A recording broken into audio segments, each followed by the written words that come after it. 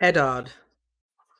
Through the high, narrow windows of the Red Keep's cavernous throne room, the light of sunset spilled across the floor, lying dark red stripes upon the walls where the heads of dragons had once hung. Now the stone was covered with hunting tapestries, vivid with greens and browns and blues, and yet it still seemed to Ned Stark that the only colour in the hall was the red of blood.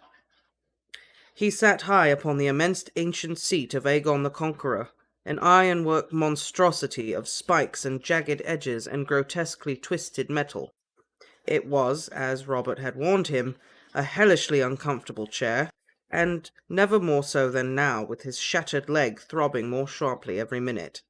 The metal beneath him had grown harder by the hour, and the fanged steel behind made it impossible to lean back. A king should never sit easy, Aegon the Conqueror had said, when he commanded his armourers to forge a great seat from the swords laid down by his enemies. Damn Aegon for his arrogance, Ned thought sullenly, and damn Robert and his hunting as well. You are quite certain these were more than brigands? Varys asked softly from the council table beneath the throne. Grand Maester Pycelle stirred uneasily beside him, while Littlefinger toyed with a pen. They were the only councillors in attendance. A White Hart had been sighted in the Kingswood, and Lord Renly and Sir Barristan had joined the king to hunt it, along with Prince Joffrey, Sandor Clegane, Balon Swan, and half the court. So Ned must needs sit the Iron Throne in his absence. At least he could sit. Save the council, the rest must stand respectfully or kneel.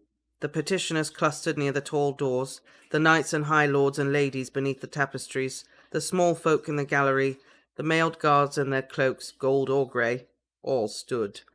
The villagers were kneeling, men, women, and children alike, tattered and bloody, their faces drawn by fear. The 3 knights who'd brought them here to bear witness stood behind them. "Brigands, Lord Varys?" Sir Raymond Darry's voice stripped of scorn.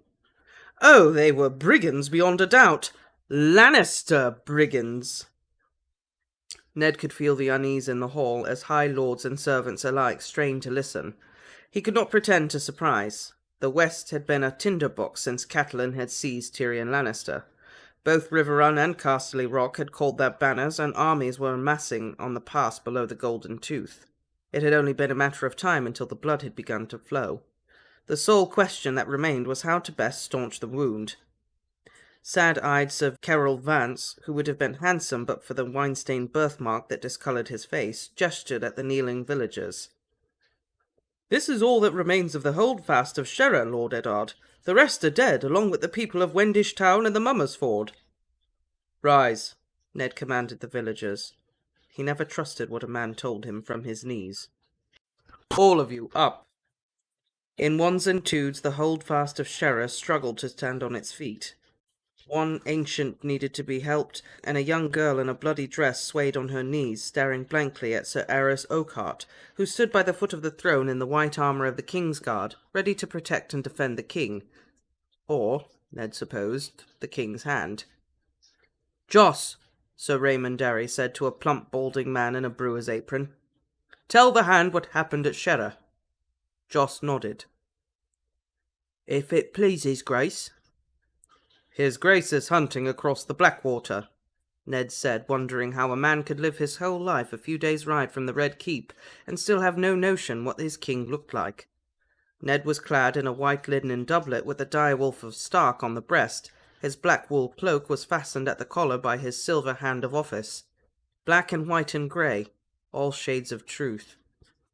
"I am Lord Eddard Stark, the king's hand. Tell me who you are and what you know of these raiders." I kept an alehouse, my lord, by Sherra by the stone bridge. The finest ale south of the neck. Everyone says so, begging your pardons, my lord. It's gone now, like all the rest, my lord. They come and drank their fill and spilled the rest before they fired my roof, and then would have spilled my blood too if they caught me, my lord." "They burnt us out," a farmer beside him said. "Come riding in the dark from the south, fired fields and the houses alike, killing them as they tried to stop 'em. They weren't no raiders though, my lord. They had no mind to steal our stock, not these. They butchered my milk cow where she stood and left her for the flies and the crows." "They rode down my pretties, boy," said a squat man with a smith's muscles and a bandage round his head. He'd put on his finest clothes to come to court, but his breeches were patched, his travel cloak stained and dusty. "Chased him back and forth across the fields on their horses, poking at him with their lances like it was a game, them laughing and the boys stumbling and screaming till the big one pierced him straight through." The girl on her knees craned her neck up at Ned, high above her on the throne. "They killed my mother too, your grace, and they... Her voice trailed off as if she'd forgotten what she was about to say. She began to sob. Sir Raymond Derry took up the table. "At Wendish Town the people sought shelter in their holdfast, but the walls were timbered. The raiders piled straw against the wood and burnt them alive. When the Wendish folk opened their gates to flee the fire, they shot them down with arrows as they came running out, even women with suckling babes." "How dreadful," murmured Varys. "How cruel can men be?" "They would have done the same for us, but the sheriff holds fast is made of stone," Joss said. "Some wanted to smoke us out, but the big one and there was a ripe of fruit upriver, and they made for the Mummer's Ford." Ned could feel cold steel against his fingers as he leaned forward. Between each finger was a blade, the points of twisted swords fanning out like talons in the arms of the throne. Even after 3 centuries, some were still sharp enough to cut. The Iron Throne was full of traps for the unwary. The song said it had taken 1,000 blades to make it, heated white-hot in the furnace breath of Balerion the Black Dread. The hammering had taken 59 days. The end of it was this hunched black beast made of razor edges and barbs and ribbons of sharp metal, a chair that could kill a man, and had, if the stories could be believed. What Eddard Stark was doing sitting here he could never comprehend, yet here he sat, and these people looked to him for justice. "What proof do you have that these were Lannisters?" he asked, trying to keep his fury under control. "Did they wear crimson cloaks or fly a lion banner? Even Lannisters are not so blind as stupid as that," Sir Mark Piper snapped. He was a swaggering bantam rooster of a youth, too young and too hot-blooded for Ned's taste, though a fast friend of Catelyn's brother, Edmure Tully. "Every man among them was mounted and mailed, my lord," Sir Carol answered calmly. "They were armed with steel-tipped lances and long swords, with battle-axes for the butchering." He gestured toward one of the ragged survivors. "You. Yes, no one's going to hurt you. Tell the hand what you told me." The old man bobbed his head. "Concerning the horses," he said, "it were war horses they rode. Many a year I worked in old Sir William's stables, so I knows the difference. Not a one of these ever pulled a plough, God's bear witness if I'm wrong." "Well-mounted brigands," observed Littlefinger. "Perhaps they stole the horses from the last place they raided." "How many men were in this raiding party?" Ned asked. "100 at least," Joss answered, in the same instant as the bandaged smith said, "50, and the grandmother behind him, "Hundreds and hundreds, my lord, an army they was." "You are more right than you know, good woman," Lord Eddard told her. "You say they flew no banners. What of the armour they wore? Did any of you note ornaments or decorations, devices on shield or helm?" The brewer, Josh, shook his head. "It grieves me, my lord, but no, the armour they showed us was plain. Only the one who led 'em, he was armoured like the rest, but there was no mistaking him all the same. It was the size of him, my lord. They say as the giants are all dead, never saw this one, I swear. Big as an ox he was, and a voice like stone breaking." "The mountain!" Sir Mark said loudly. "Can any man doubt it? That was Gregor Clegane's work." Ned heard muttering from beneath the windows in the far end of the hall. Even in the galley, nervous whispers were exchanged. High lords and small folk alike knew what it would mean if Sir Mark was proved right. So Gregor Clegane stood bannerman to Lord Tywin Lannister. He studied the frightened faces of the villagers. Small wonder they'd been so fearful. They had thought they were being dragged here to name Lord Tywin a red-handed butcher before a king who was his son by marriage. He wondered if the knights had given them a choice. Grand Maester Pycelle rose ponderously from the council table, his chain of office clinking. Sir Mark, with respect, you cannot know that this outlaw was Sir Gregor. There are many large men in the realm. As large as the mountain that rides, Sir Carroll said. I've never met one. Nor is any man here, Sir Raymond added hotly. Even his brother is a pup beside him. My lords, open your eyes. Do you need to see his seal on the corpses? It was Gregor. Why should Sir Gregor turn brigand? Pycelle asked. By the grace of his liege lord, he holds a stout keep and lands of his own. This man is an anointed knight. A false knight, Sir Mark said. Lord Tywin's mad dog. My lord hand, Pycelle declared in a stiff voice. I urge you to remind this good knight that Lord Tywin Lannister is the father of our gracious queen. Thank you, Grand Maester Pycelle, Ned said. I fear we might have forgotten that if you had not pointed it out. From his vantage point atop the throne, he could see men slipping out the door at the far end of the hall. Hares going to ground, he supposed, or rats off to nibble at the Queen's cheese. He caught a glimpse of Septa Mordane in the gallery with his daughter Sansa beside her. Ned felt a flash of anger. This was no place for a girl. But the Scepter could not have known that today's court would be anything but the usual tedious business of hearing petitions, settling disputes between rival holdfasts, and adjudicating the placement of boundary stones. At the council table below, Peter Baelish lost interest in his quill and leaned forward. Sir Mark, Sir Carroll, Sir Raymond, perhaps I might ask you a question. These holdfasts were under your protection. Where were you when all this slaughtering and burning was going on? Sir Carroll Vance answered. I was attending my lord father in the pass below the Golden Tooth, as was Sir Mark. When the word of these outrages reached Sir Edmure Tully, he sent word that we should take a small force of men to find what survivors we could and bring them to the king. Sir Raymond Derry spoke up. Sir Edmure had summoned me to Riverrun with all my strength. I was camped across the river from his halls, awaiting his commands when the word reached me. By the time I could return to my own lands, Clegane and his vermin were back across the Red Fork, riding for Lannister's hills. Littlefinger stroked the point of his beard thoughtfully. And if they come again, sir? If they come again, we'll use their blood to water the fields they burnt, Sir Mark Piper declared hotly.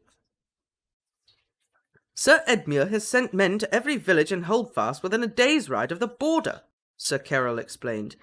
The next raider will not have such an easy time of it. And that may be precisely what Lord Tywin wants, Ned thought to himself. To bleed off strength from Riverrun, goad the boy into scattering his swords. His wife's brother was young and more gallant than wise. He would try to hold every inch of his soil, to defend every man, woman, and child who named him lord, and Lord Tywin was shrewd enough to know that. If your fields and holdfasts are safe from harm, Lord Peter was saying, what then do you ask of the throne? The lords of the Trident keep the king's peace, Sir Raymond Derry said. The Lannisters have broken it. We ask leave to answer them, steel for steel. We ask justice for the small folk of Sherrer and Wendish Town and the Mummers Ford. Edmure agrees we must pay back his bloody coin, Sir Mark declared. But old Lord Hoster has commanded us to come here and beg the king's leave before we strike. Thank the gods for old Lord Hoster, then. Tywin Lannister was as much fox as lion, if indeed he'd sent Sir Gregor to burn and pillage, and Ned did not doubt that he had. He'd taken care to see that he rode under the cover of night, without banners, in the guise of a common brigand. Should Riverrun strike back, Cersei and her father would insist that it had been the Tullys who broke the king's peace, not the Lannisters. The gods only knew what Robert would believe. Grand Maester Pycelle was on his feet again. My lord hand, if these good folk believe that Sir Gregor was forsaken in his holy vows and plundered and raped, let them go to his liege lord and make their complaint. These crimes are no concern of the throne. Let them seek Lord Tywin's justice. It is all the king's justice, Ned told him. North, south, east or west. All we do is in Robert's name. The king's justice, Grand Maester Pycelle said. So it is, and so we should defer this matter until the king... The king is hunting across the river and may not return for days, Lord Eddard said. Robert bid me to sit here in his place, to listen with his ears, and to speak with his voice. I mean to do just that, though I agree that he must be told. He saw a familiar face beneath the tapestries. Sir Robar. Sir Robar Royce stepped forward and bowed. My lord. Your father is hunting with the king, Ned said. Will you bring them word of what was said and done here today? At once, my lord. Do we have your leave to take our vengeance against Sir Gregor, then? Mark Piper asked the throne. Vengeance? Ned said. I thought we were speaking of justice. Burning Clegane's fields and slaughtering his people will not restore the king's peace, only your injured pride. He glanced away before the young knight could voice his outraged protest and address the villagers. People of Shera, I cannot give you back your homes or your crops, nor can I restore your dead back to life, but perhaps I can give you some small measure of justice in the name of our King Robert. Every eye in the hall was fixed on him, waiting. Slowly Ned struggled to his feet, pushing himself up from the throne with the strength of his arms, his shattered legs screaming inside its cast. He did his best to ignore the pain. It was no moment to let them see his weakness. The first men believed that the judge who called for death should wield the sword, and in the north we hold to that still. I mislike sending another to do my killing, yet it seems I have no choice. He gestured at his broken leg. Lord Eddard! The shout came from across the west side of the hall as a handsome stripling of a boy strode forward boldly. Out of his armour, Sir Loris Tyrell looked even younger than his 16 years. He wore pale blue silk, his belt a linked chain of golden roses, the sigil of his house. I beg you the honour of acting in your place.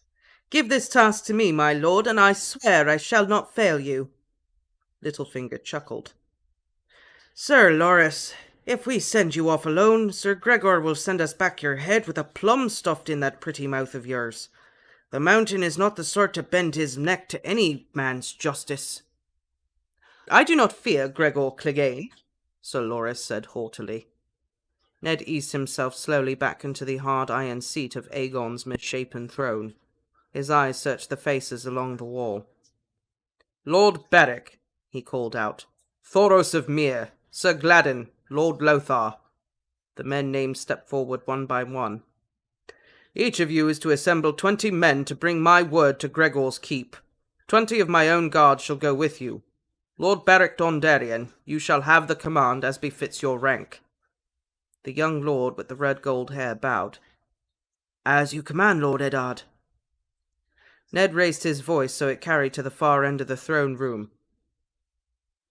In the name of Robert of the House Baratheon, the first of his name, King of the Andals and the Rhoynar and the First Men, Lord of the Seven Kingdoms and Protector of the Realm, by the word of Eddard of the House Stark his hand, I charge you to ride to the Westlands with all haste, to cross the red fork of the Trident under the King's flag, and there bring the King's justice to the false knight Gregor Clegane, and to all those who shared in his crimes. I denounce him and attaint him, and strip him of all rank and titles, of all lands and incomes and holdings, and do sentence him to death. May the gods take pity on his soul. When the echo of his words had died away, the Knight of Flowers seemed perplexed. Lord Eddard, what of me? Ned looked down on him. From on high, Loris Tyrell seemed almost as young as Robb. No one doubts your valour, Sir Loris, but we are about justice here, and what you seek is vengeance. He looked back to Lord Beric. Ride at first light. These things are best done quickly. He held up a hand. The throne will hear no more petitions today. Ellen and Porthar climbed the steep iron steps to help him back down. As they made their descent, he could feel Loris Tyrell's sullen stare, but the boy had stalked away before Ned reached the floor of the throne room. At the base of the Iron Throne, Varys was gathering papers from the council. Littlefinger and Grand Maester Pycelle had already taken their leave. "You are a bolder man than I, my lord," the eunuch said softly. "How so, Lord Varys?" Ned asked brusquely. His leg was throbbing and he was in no mood for word games. "Had it been me up there, I should have sent Sir Loras. He so wanted to go, and a man who has the Lannisters for his enemies would do well to make the Tyrells his friends." "Sir Loras is young," said Ned. "I dare say he will outgrow the disappointment." "And Sir Ilyn?" The eunuch stroked a plump, powdered cheek. "He is the king's justice, after all, sending other men to do his office. Some might construe that as a grave insult." No slight was intended. In truth, Ned did not trust the mute knight, though perhaps that was only because he misliked executioners. "I remind you the pains of bannermen to House Lannister. I thought it best to choose men who owed Lord Tywin no fealty." "Very prudent, no doubt," Varys said. "Still, I chanced to see Sir Ilyn in the back of the hall staring at us with those pale eyes of his, and I must say he did not look pleased, though to be sure it is hard to tell with our silent knight. I hope he outgrows his disappointment as well. He does so love his work."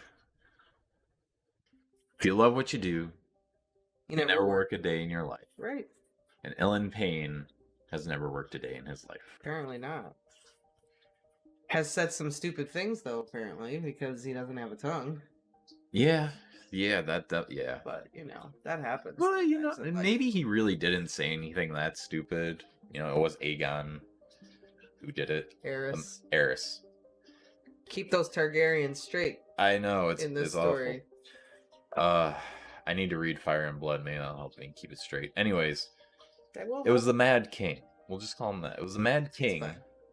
And who knows what he said. Maybe he said something that was misconstrued. Or maybe he said, like, "Yo, he looks like shit today." Or, "Hey, he's crazy."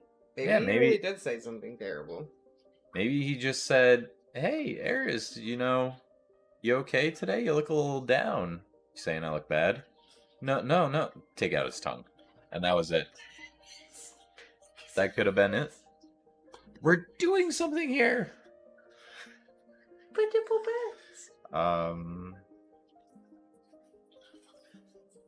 Did we talk about the throne metaphors? No, I haven't talked about anything. I was waiting for you. Katie says if you can't keep the character straight, she's got no shot. It's hard. It really is. Especially, Aerys is difficult because he's just referred to as the Mad King 90% of the time. Yep. And we hear about Aegon the Conqueror. Aerys, Aegon, sounds a lot alike. So just call him. We can just call him the Mad King, like you said. Keep it simple. I know. I'm just saying there are certain characters where it's easy to mix them up. The only other Targaryens that have been mentioned so far are Aegon the Conqueror, Viserys, Rhaegar, Dany, and Rhaenys and Visenya. Yeah. And that's it. I know. But they're all also... I think the Targaryens have the... I don't want to say weirdest, but most fantasy names. Yeah.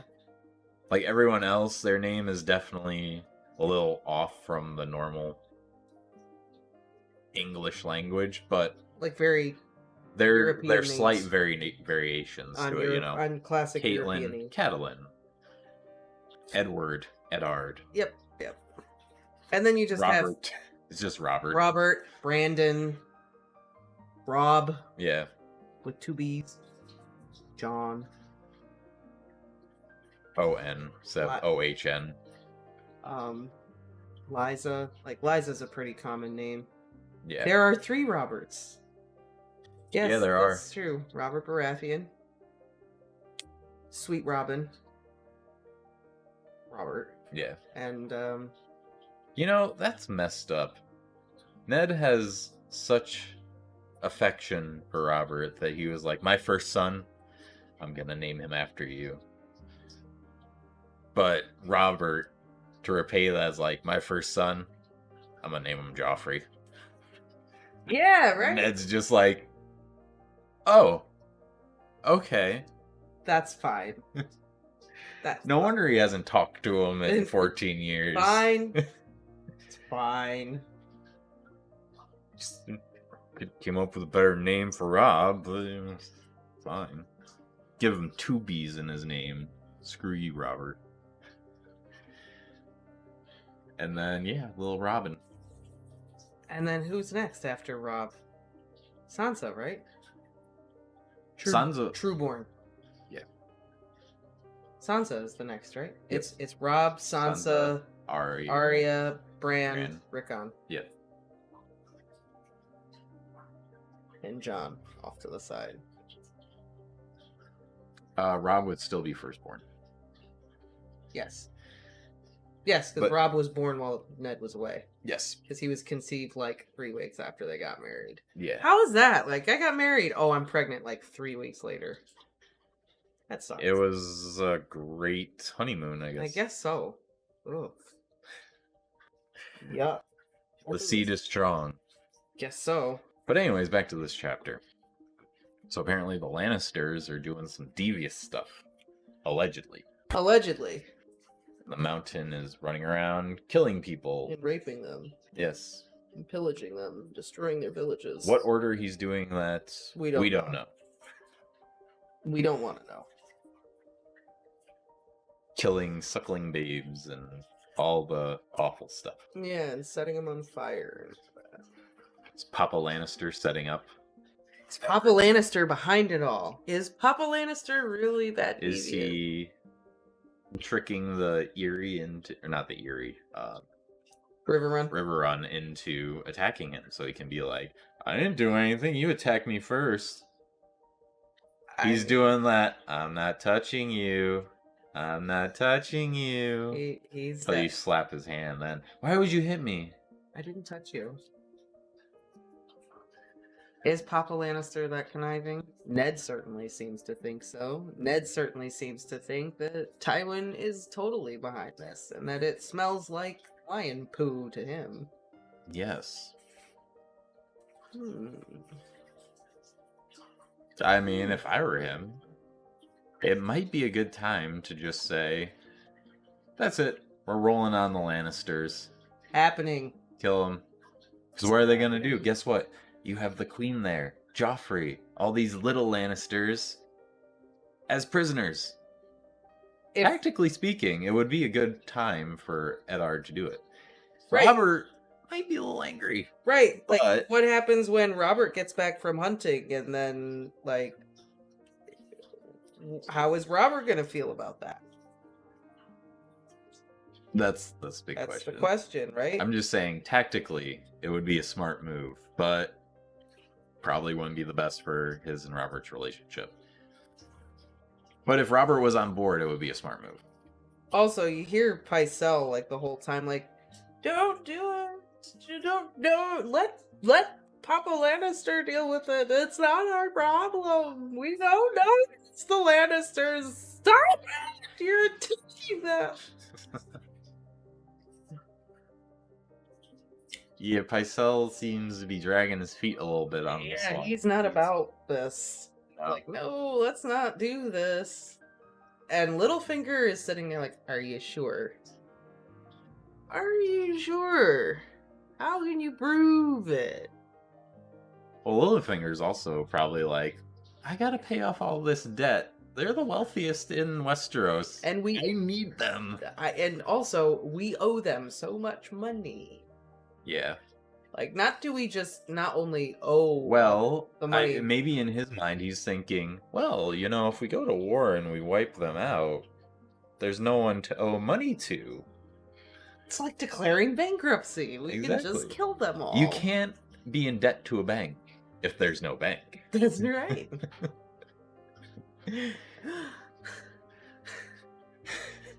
I also thought Varys's little conversation afterwards was very interesting. I feel like he was trying to get Ned to, like, think politically about what he was doing.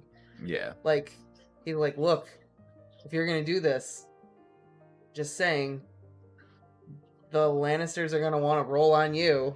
Mm-hmm. And you just pissed off Loras Tyrell, who could have been an ally in this situation, and instead you pissed him off. And then you talked about Ilan Payne, right? Yeah. And like Ned could have very denying easily Ilan Payne his satisfaction. Yeah. When instead, if he'd have just said like, "All right, Loras, you can at least like go," Yeah. then maybe the Tyrells would be more likely to be like, "Okay, yeah, F the Lannisters, we'll come after them." The richest, most powerful family in the kingdom. Right. Like Varys, hate him. He is definitely trying to help Ned. Right, it seems like lot. he is trying to actually help Ned in this situation, and it's just kind of like, Ned, maybe Varys isn't like the super creepy dude you think he is. Like, maybe he's actually trying to get you to be like, you might want to think about what you're... Varys has to just go back to his Solar and just bang his head off the wall for like 2 hours every day. Oh Just my god. Frick, hand of the king. He won't listen! He won't listen! This could be over tomorrow if he just listens to me. But no! Yeah. I also think it's very well written how Martin describes the throne itself. Yeah. It's a literal physical manifestation of the dangers of the Game of Thrones. Yeah. Of the dangers of power and chasing after power. Mm-hmm. I don't want to sit on the Iron Throne. No. That being said, it is just an awesome throne. I can't believe no one in, like, our history ever thought, take all their swords, make me a throne. Out of it. Yeah. Or maybe it's just because it's so uncomfortable, you know? You need a lot of heat to do it. Well, Like a lot of heat. Well, a lot of time. Yeah, that's what I mean. A lot of time, a lot of heat. Because you just have to do it piece by piece. Yeah, kind and of then weld them together. I know. Now, if you have a giant dragon, that makes it a lot easier, you know. Fun fact, you can buy a life-size Iron Throne.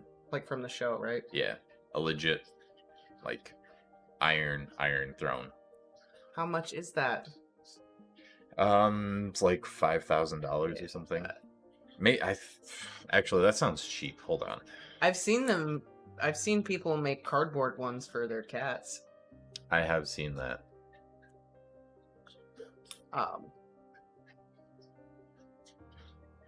This is why I'm broke. Great. Okay, $30,000. I'm sorry. Yes, I was gonna say it sounded way too cheap. Oh, there you go. There's the cat one you can buy. Yep. Someone made it. See, that's not how I pictured the Iron Throne looking when I read the book. No? No.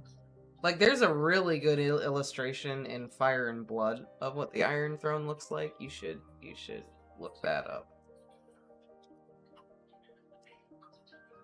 So here, just for anyone who is curious, why is this resolution, does not scale well? I don't know, but there it is. There it is. $36. I'm good on that. $30,000. Hey, Ben. Hey, Ben. Which I don't think that's for me. Just No. throwing that out there. This for pumpkins. This for pums. You should look up the illustration from the book, because that's in my mind what the Iron Throne looks like.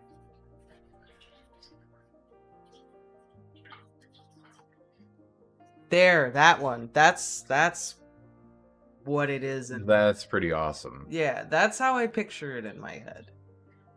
Oh, really? I never pictured it that big. I didn't necessarily picture it like how the show pictured it, but I didn't picture it that big. I like this idea though that even the steps to the throne are made out of the swords. I do. It looks awesome, and it makes it really look like fucking uncomfortable. Yeah. Like that's how it looks in my brain. When I saw that illustration, I was like, yeah, that makes sense because it's described as being huge too. Yeah. It's hideous. I feel like there's more than 1,000 swords in there, though. I feel like that could definitely be 1,000 swords. Maybe. Long swords. You gotta think they're long swords. They're maybe some claymores in there and stuff like that. It's like, just saying, that's kind of how it looks in my brain. I think it looks more foreboding and evil too, and dangerous, and just like 100%. Instead of like this actually just kind of looks good. Like, yeah, all right. Also, it makes more sense when you think that it was made with dragon fire for it to look that way. Yeah, because it's not gonna be uniform. Yeah. Because it's gonna just like twist and melt, you know? Oh, here it is. It's like all the angles. Yeah. See, like yeah, it does look better. Yeah. I do like this more, but it's not how I originally pictured it. Which I get. This is more how I pictured it. Not quite as tall, but more uniform. Gotcha. I guess. So yeah, that's about how I pictured it. I don't know. I just think about it like Valerian melted it, and then they just kind of molded it. You know, it's not gonna look. How did that go? Did the blacksmiths like? All right, you mind Dracarys again? Oh. Yeah. Like they had to work with the dragon. Like. Yeah. Well, I think Aegon probably was there to help out. Probably. Because I'm sure Valerian would not listen to the Smiths. Well, no. No, it's definitely true. Look at the characters they just photoshopped up on there. Okay. Anyway. Some padding, something, right? Like something. Yeah. Well, I think the whole point is that it's not supposed to be comfortable. It's supposed to. You're supposed to be like, oh, I need a cushion.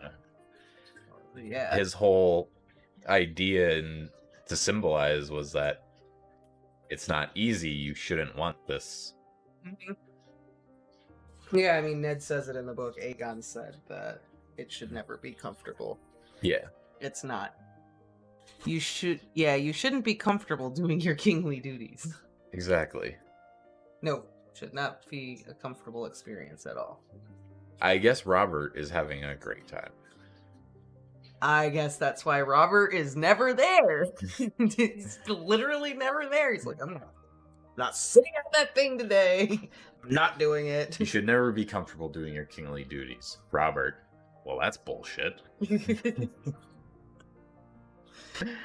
I'm gonna go hunting then. I really get the sense that, like, he straight up just did not want to be king. No. Could not have been king. And it was just, like, a big popularity thing. Yeah. You know? Like, I can picture all that going on. Some choose greatness, some others have greatness thrust upon it. I wonder how, say, like, Papa Lannister felt about that. When it was, like, all said and done. And everything, and then they're like, oh yeah, Robert's gonna be the king. I can kind of picture how that must have gone down in his mind. Probably a lot of fumes coming out of his ears. Yeah, I can imagine. And then he probably settled on, well, fine, but he's marrying my daughter. Yep. Which Cersei seems thrilled about. Yep. She was so excited. There's no way she could have maybe possibly wanted to marry someone else. I just picture him in the room discussing this. It's like, fine, well, my daughter's gonna marry him. And Cersei just looked, what? I am? What is happening? Maybe Cersei wanted to marry him. I don't know. Like, the way Ned describes Robert, like, he seems like back in the day, he was like big, tall, dark, handsome, strong dude. Maybe she was cool about it, and then on their wedding night, all he could talk about was Lyanna, so... Maybe that then it just went downhill. Maybe, who knows? if you're drunk enough, you might not feel it. That's true. Maybe if you just have a little bit of something and then go sit on the throne, then you'll be okay. Pycelle gets a lot of work with his milk of the poppy, probably. Like, yeah, let me have some of that Pycelle. I need to get up there. But then you gotta get down. And if you're too swifty to get down, there's a possibility for accidents to happen. Why did no king at any point, just come in there with some sandpaper, just file these down? Or like a big blacksmith file thing. Yeah. No, that's a good question. Come in and just see Aerys with a big file, just freaking things. Cutting me again. No wonder he was mad. Yeah, right? Maybe. He's always getting bit up whenever he sits down. Just ow. I don't care. Just kill him. Just set it all on fire so I can get down. I don't care. Maybe if I kill enough people, they'll stop coming and asking me for stuff, and I don't have to be here. I feel like the only reason why no one ever did anything to the Iron Throne, which this works kind of both ways. Like, okay, first, on one hand, if you're the new king, you could commission a new throne to be built, right? You could just get a new one. You could. Aegon's... But let's face it, it's a badass throne. It is. Like, you're never gonna look at it and be like, I don't want to sell it. You're gonna be like, yeah, that's cool. And then after, it's one of those honeymoon periods where it's like, I can deal with this. And then a couple weeks later, you're like, I cannot fucking deal with this. This sucks. And then I think on the other token, on the other hand, everyone who's been king since Aegon has been a Targaryen. So it's like, well, it's my great-great-granddaddy's chair, so... Doesn't mean you can't file it down. No, it doesn't, but Or they had dragons, so, just have them heat it up and just bend the knives. They just melt it a little. Valerian wasn't the only dragon, so, I find it hard to believe the Valerian couldn't just melt it down into a puddle of iron, and then they could just shape a nice-looking, smooth throne. Yeah, they could. Any of the other dragons could have done it, too. I gotta see if I can remember the names of any of the other dragons now. Just because I want to see if I can remember any of their names. Dreamweaver. Vermithor. Or was it Dreamweaver? No, what was it? There's one called Dream something. Like Dream Song or Dream something. I'm just thinking of the song. Dreamweaver. Yeah. It's something like that. Or Morning Dream or Dream Dawn or something. But there's Vermithor. There's Sheep Stealer. The Cannibal. Trying to think of the name of the red one that was really awesome in Fire and Blood, and I can't remember the name of them. Started with a C though, I think. I can't remember. Bernie Hot Boy. No, it wasn't Burning Hot Boy. I would have named it Bernie. Bernie. Oh, God. Keep a hip flask. It's gonna be a while. Maybe Mad-Eye Moody sat on the Iron Throne for a while. That's why he's always got his hip flask on. Mm-hmm. Like, listen, I know better. I've seen things and sat on things you can't even imagine. Why did no one just commission a cushion, though? That's the real question. We're talking about filing everything down, but if I was Robert, I would have just taken my mattress up and just put it down there. All right. On there. All right. Let's go. Right? You can't, lean back. Just, put a mattress here and put a little cushion here, and then you can just sit. Mm-hmm. It's true. I feel like there are scenes in the show, too, where, characters who are sitting on it, other characters who sit on it, drape their legs over it and stuff, and I'm just like... You're gonna hit an artery if you're not careful. Yeah, right? You're gonna bleed out if you keep doing that, bud. That's not safe. Just sit. Just sit and don't move. I don't know. I don't know.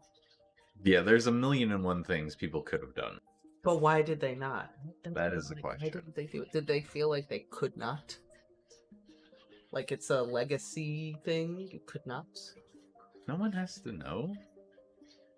Like I said, like the file, you don't have to file them all down, just round the point on the edges. I mean, it's been, what, 300 years, and Ned says that some of them are still sharp. That's what I'm saying. I don't know why anyone doesn't just take a file and a rock. It doesn't even have to be a file. Just anything abrasive. Bang it over. Just like bang it over and just turn the edge over or something, so it's not like. I'm just picturing Varys walking in the throne room. Robert's just there with a hammer. Sir, what are you doing? All right, Robert could have just. I'm fluffing my pillow. Robert had that big hammer. He was that big, strong dude, and he wasn't a Targaryen. He was a Baratheon. He could have used that to be new family, new king, new throne. We're not doing this shit anymore. But yeah, but that's what I'm saying. He was this young, macho, very, very manly man. He saw that throne and was like, awesome. Yeah. And then after a while, it probably just was a thing where, no, it has to stay. Otherwise, it throws off the whole feng shui of the room. That's a good question why he didn't get rid of it, though. Because he got rid of all the other dragon skulls. It would have been that much hard. I mean, that throne's got to weigh a lot. That's true. That's true. Especially if it was yeah. So now that it's in there, how do you get it out? Maybe that's the problem. That's the problem. You can't get it out because there's no more dragons to melt it. What are you gonna do? Okay, now I just got the picture in my head of Varys walking in and Robert's just there with a little campfire poking it. Come on, melt you bitch. Maybe that's why the kingdom's falling apart. It's just been spending time trying to melt the throne now. I've had enough of this thing. A chiropractor's nightmare or his wet dream. He's gonna get a lot of business from a king. Makes so much money. An acupuncturist's dream chair. Right here, just lean back. Too far. If you feel it in your lung, you've gone too far. Oh, man. Yeah, they probably haven't moved it out because they can't get it out. It's too big. You'd have to, and who's gonna lift it? The mountain? I don't even think the mountain could do it. I think he's strong enough. Yeah, I don't know. Hook it up to, 20 horses or something. Even and then that's solid iron and it's so big. You need a lot of horses. Yeah. You need elephants. We'll save that thought for later. Yeah. I don't know what you do if you don't have dragons. How you get it out up there.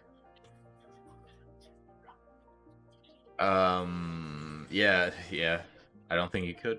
I don't think you could either. So that also begs the question: how did they get it in there? They built it up layer by layer, maybe. How'd they get it in there?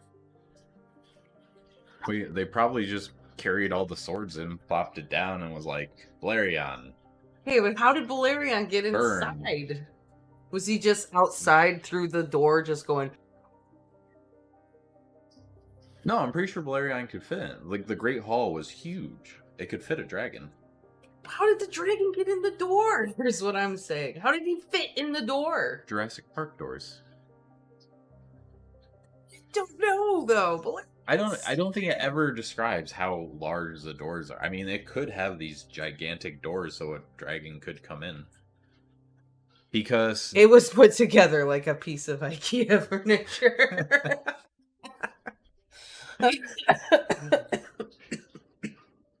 That's why they had the dragon melt it together, because they were just like, I'm not. Just melt it together. Good enough. I'm pretty sure it's large enough that the dragons could fit inside. It's huge, though. And they talk about how big Balerion was. Mm-hmm. That's huge. Who opens the doors then? But when the throne was made, I don't think Balerion was his full size yet. Yeah, maybe. Because But he when was reading still Fire called and the Black. Blood, He was still called. dragons will They could grow as large as you give them space to grow. Well, they grow. They just keep growing until they die. Yeah. And I'm Unless saying, you can find them I someplace. think he was a big dragon when He he wasn't- first came to Westeros, but I don't think he was so big. I mean, he was still called the Black Dread. He was still bigger than the other dragons. Yeah, but Black Dread doesn't mean Black Gigantus. It just means, you know, The he's illustration, big, and he's dreadful. the You can be illustrations, small and the dreadful. illustrations make him look like he's huge. Yeah, I know. But I'm just saying, I don't think he was as big as they describe him Wait, did in his later years. build the Red Keep? Yes, he did. So there's the solution. Maybe it wasn't completely constructed. Ah, yes, he just took off the roof. Well, maybe the roof roof wasn't wasn't there. built yet, so Valerian could just like lean over to the side and just. There we go. We spent a lot of time talking Yeah. about this. Yes, that's why I think they just piled up the swords and then he melted it, and then the smiths came in, hammered it a little bit, and then he melted it and hammered it a little bit. Wonder how many accidents happened. Probably a lot. Go in and hammer it. It's like, no, not fire, not fire. Not yet.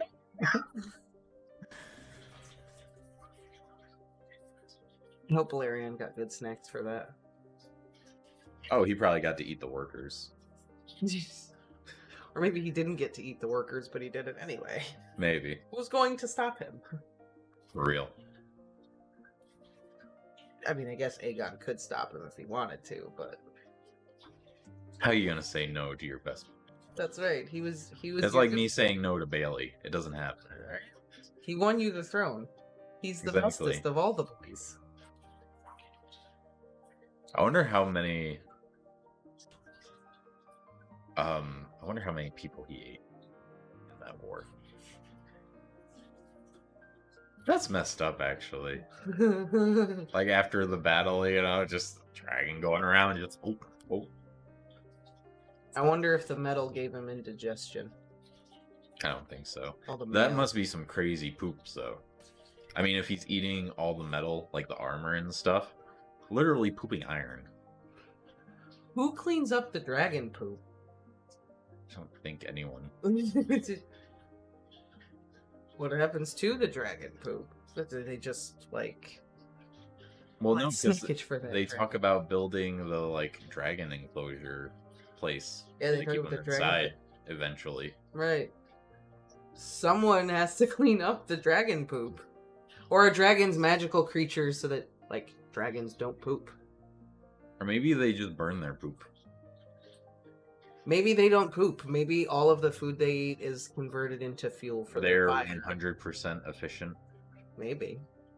Could be. Maybe their food just turns into fuel for the That fire. that was always my theory with dragons. So my theory with dragons, how they produce fire. Can't remember if we ever had this conversation. We've talked about it before. But is that they contain like an electric producing organ within their neck. Yeah, Like an electric eel. electric eel. Yep. And when they eat stuff, it digests normally. Yep.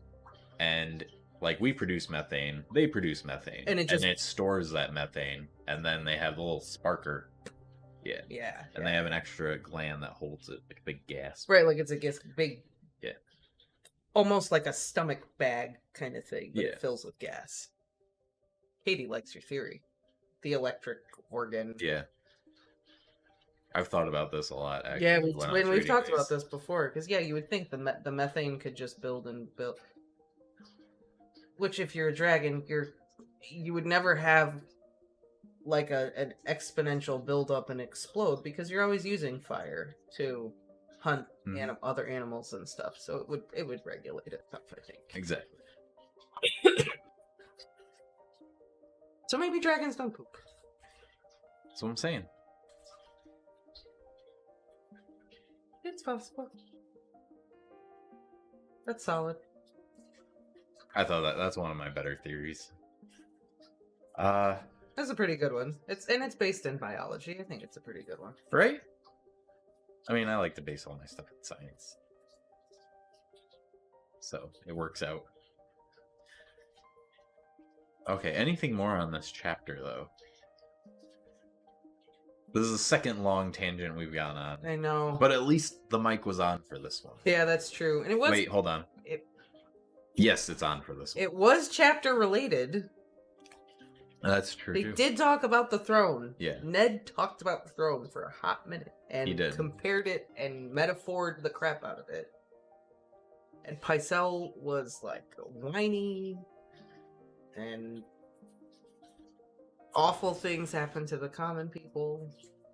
Yep. Awful things happen to the common people, and I think this is I think Martin does this throughout the series, where it's like all these squabbles with the lords and but really, what happens? The common people get their houses burned down, and their daughters get raped, and everyone gets killed, and lives are destroyed. So I think Martin does a good job of like doing these things to like keep. He's just spent so many chapters with Catelyn and Tyrion did it, and it's all about this and that, and then you get this chapter and it's like, yeah, and all of your decisions that you're making, this is how it is affecting the average person. Exactly. Just so you know. Catelyn, you and your stupid decisions. That Ned stands by. I don't think he stands by it. He's too honorable to let his wife take the blame.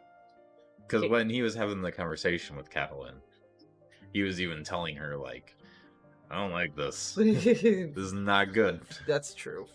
Yeah, that's not. Katie's come up with a new kids book. Everybody poops. Except dragons. I like it. That would be great. Mona would love that book. Everybody poops except dragons. The sloth poops very slowly, but not dragons. They don't poop at all. You know, our discussion about dragon poop also opens up a door for another conversation that we don't necessarily have to have here. But I'm just going to throw the question out there. How do mermaids poop? Like fish. Is it like fish poop? Like fish. I've always kind of made that assumption that it's just like fish poop. Isn't fish poop just like poop? Yeah, it's poop. Yeah, so... But I was just... So there we go. Well, they're half and half. Yes, like fish. Yeah. It's kind of like the question, So is that how mermaids, like, reproduce? Do they reproduce like fish? Yes. Like, spawn? Yes. Clouds of We learned things? this on Futurama. They have fish parts on the bottom half. We learned this on Futurama about the mermaid reproduction. They spawn. Mm. That makes sense. I Like salmons. can't remember what I was gonna say now. But yeah, anyways, I think that's all I got for this chapter. Yeah, there really wasn't much. Just the metaphor. That's like the big thing about this chapter. The metaphor and the common people, and I think Papa Lannister's about to get real mad. Yeah. He's gonna get pissed. The real question is, was it Papa Lannister? Did he really do it? Or is Ned making assumptions? Everyone seems convinced that it was the Mountain. And maybe the Mountain did do it, but was it under Papa Lannister's orders? Right. Or did the Mountain just say, I'm going to take advantage of the situation and have my version of fun, which is raping and killing people? Maybe the Mountain is super intelligent and he's actually just starting it's all his grand scheme. Maybe. I'm going to make them attack the Lannisters and then I get to rape and pillage more. Yeah. Because I raped and pillaged. Maybe. Yeah. Benefits. I mean, yeah. Or maybe it was just Jaime Lannister who said it. Maybe Papa Lannister knows nothing. He's just chilling in his place, and then all of a sudden, you got River Run knocking at your door. We're here for revenge. Just been watching TV, man. What are you talking about? Right? Maybe Ned is just making... I've been diving into my Scrooge McDuck Tower of Gold over here. I've been counting, like, I've been taking a bath in my vault of gold. Right, maybe Ned is, like, making assumptions about Papa Lannister because of what happened in the war. Maybe the man is totally innocent this time and is just not...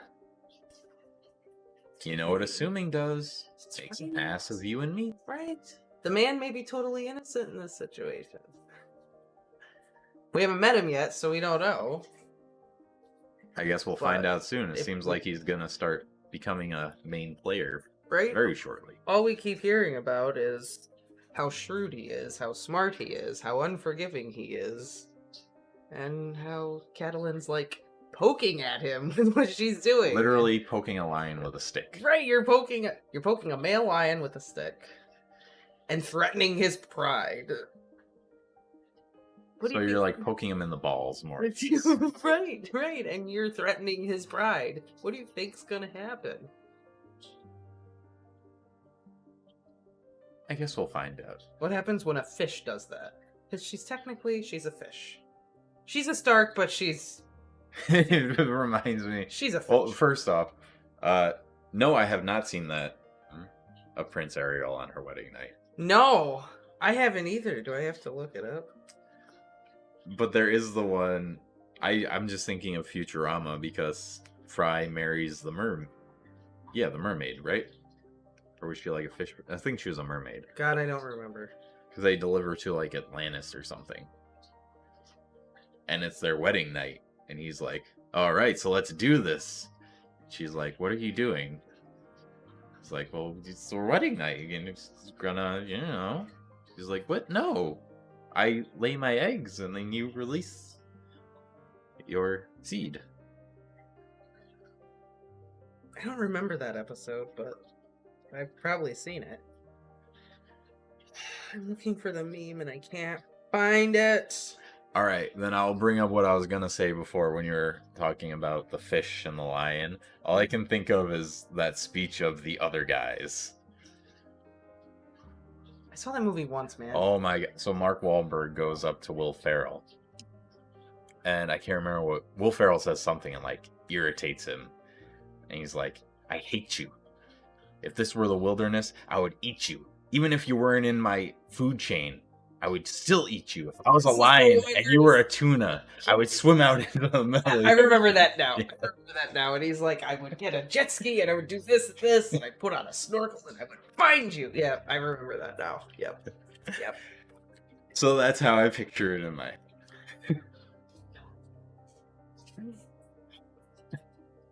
That's the Tywin and Catelyn fight. Mark Speak Tywin the other guy. and Catelyn is Will Ferrell.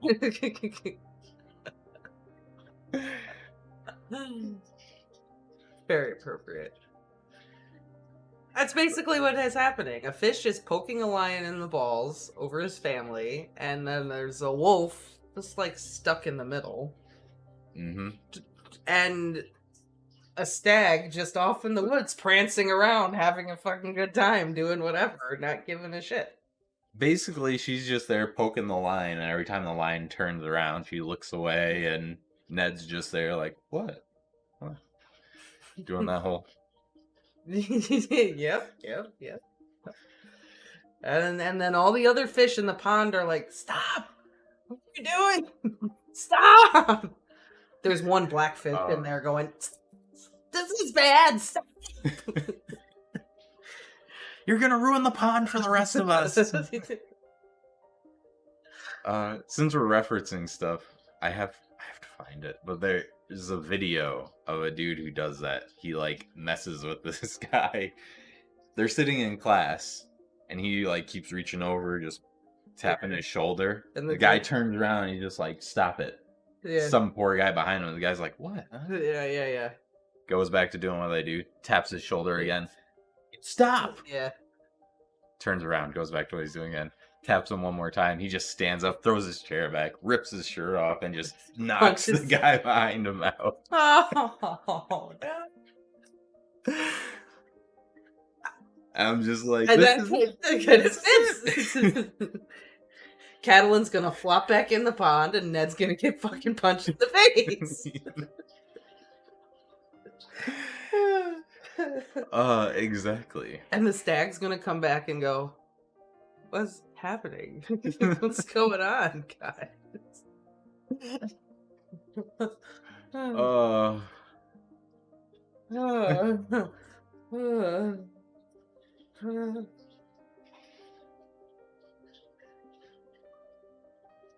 Game of Thrones explained in a nutshell. Game of Thrones explained.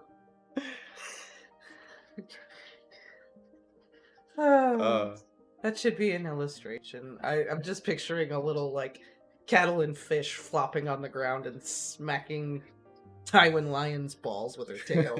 Just, like, over and over and over. No. So who do we get to visit next time? No, we get to visit Sansa. Sansa. We get to find out what she thought about the whole interaction with Eddard, because she got to watch it all. Yeah, she was there. Yeah, she was there watching the whole thing. She's probably just thinking, Joffrey would have done a better job. He's amazing. Joffrey would look so much better up on that throne. He wouldn't let that throne hurt him. He's so beautiful. Yeah, no. Yeah. It's probably, yeah. Probably. Either that or she's just thinking about Arya's such an idiot. I hate her. It's not even a good dancer. I need to go work on my needlework. I'm making a pot holder for Joffrey. It's got a lion on it. Because he's my lion. So I think that's about time. Yeah, I think so. What is it? It's a little after 1 o'clock. Yeah, we probably ought to wrap it up before I get too silly. Jesus. Alright, on that note, let's I had a good time. this was great. It was awesome.